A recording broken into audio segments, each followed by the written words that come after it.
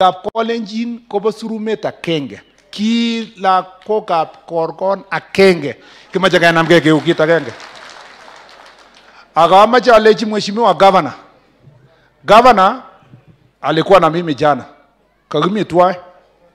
Kanya kosom barabarosiek chechang chebo town. Kericho town ano. Kakayenji. Ako kande sei. Chekama chamata onde sei lakini kala de omu Kericho koka.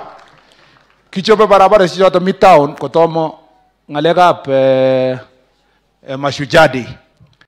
Lakini governor pambana hapa kwa ground. Hapa.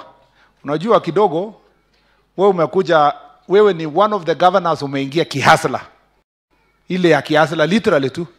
Na bado mimi naona wewe unakaa hasla.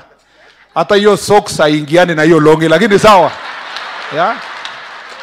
Unajua ni sawa tu kaa namna hiyo. Lakini what you make sure you do, tembea vijiji, panga maneno. Ukipata mahali haina mara imekwama na inataka bridge kidogo, hata kama ni account pigia mimi simu tuweke pamoja. Kwa sababu we need to make sure that our people wanakaa kwa kitu kimoja. And I want to thank watu ya Kericho kwa kuchakua rafiki yangu ambaye nilimshika mkono alipoingia Senate, Mheshimiwa Aaron Cheriot. He is doing a fantastic job. He is doing a fantastic job as majority leader. Si yeye ndiye alichukua kwa mikono yangu. Na mimi naona anafanya kazi nzuri.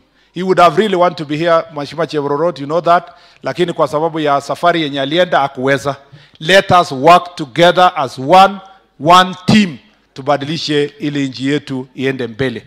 Kwa hayo na mengi sasa, wacha nichukue nafasi hii kukaribisha huyo hasla Mheshimiwa Governor Eric Mutai akuje ndio akaribishe Rigiji mwenyewe. Asante sana.